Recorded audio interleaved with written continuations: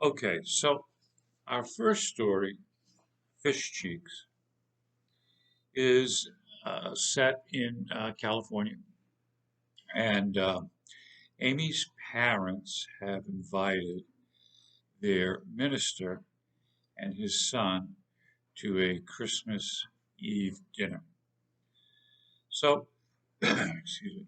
So, this tells me that the Amy's family is actually pretty progressive. Generally speaking, in Asia, China, Japan, Korea, you don't get invited to someone's house. It's a privacy type of issue. Um, Even best friends, when they want to meet, usually meet in a restaurant or a coffee shop.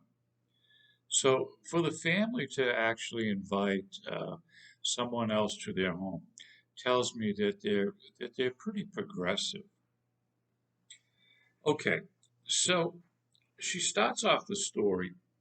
She's 14 years old, and she fell in love, well, what she thinks is love, with the minister's son. And he's not Chinese, and she says he's white as Mary in the manger. So this harkens back to the traditional Christmas cards that we send to one another.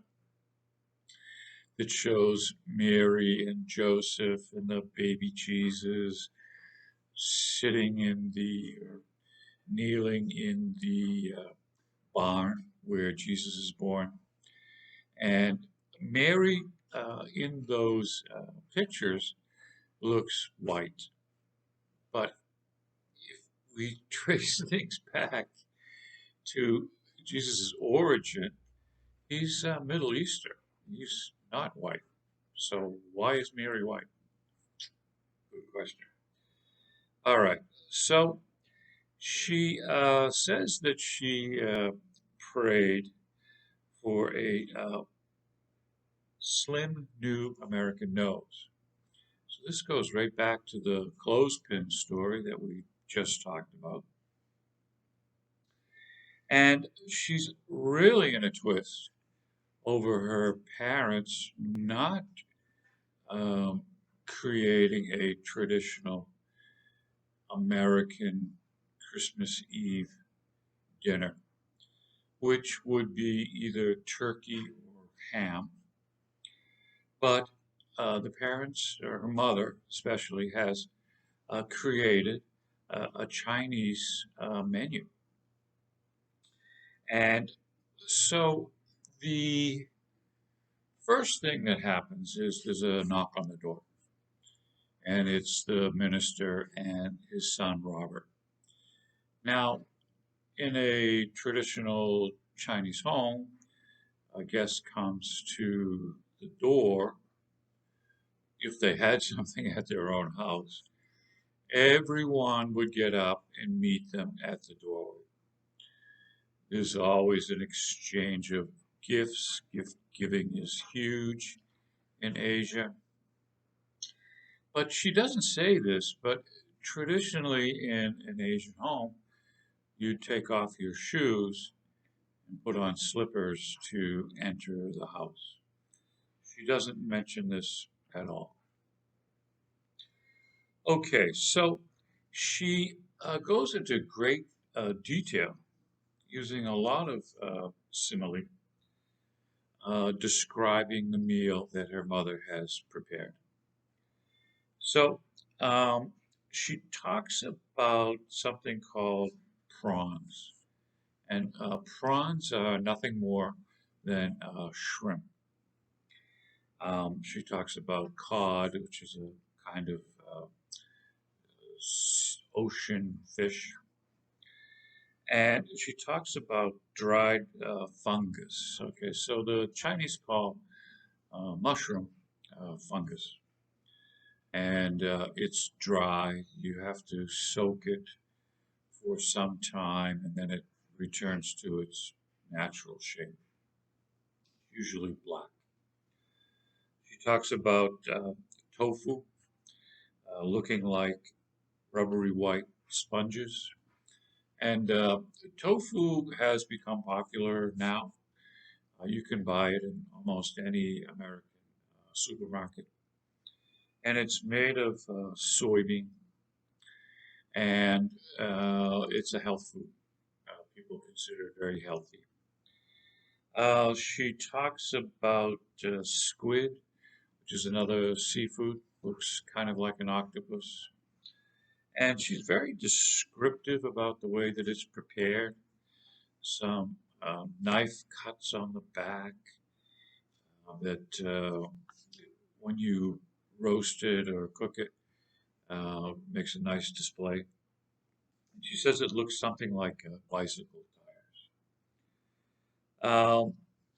Okay, so Robert and Amy have kind of a weird relationship.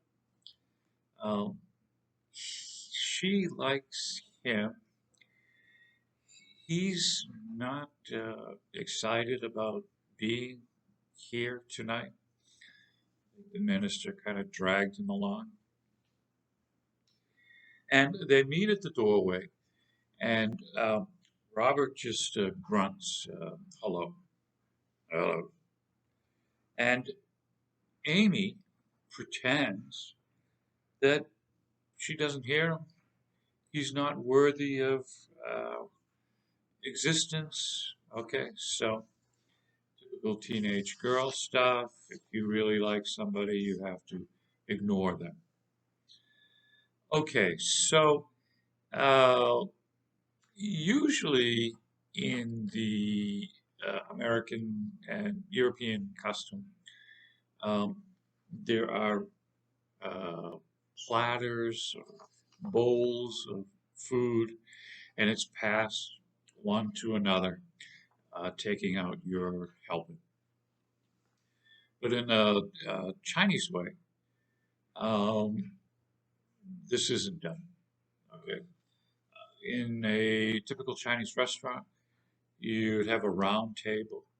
In the center of the round table would be a tray that moves around, and you just kind of slide the tray along, and you take out your whatever it is that you decide that you want to eat using chopsticks. Okay, so the minister and his son, they're trying their best to get this done with chopsticks. Not very well. Uh, so things are not going good for Amy. She wants to die. She wants to just kind of slide down the chair and hide under the table and pretend she's not there.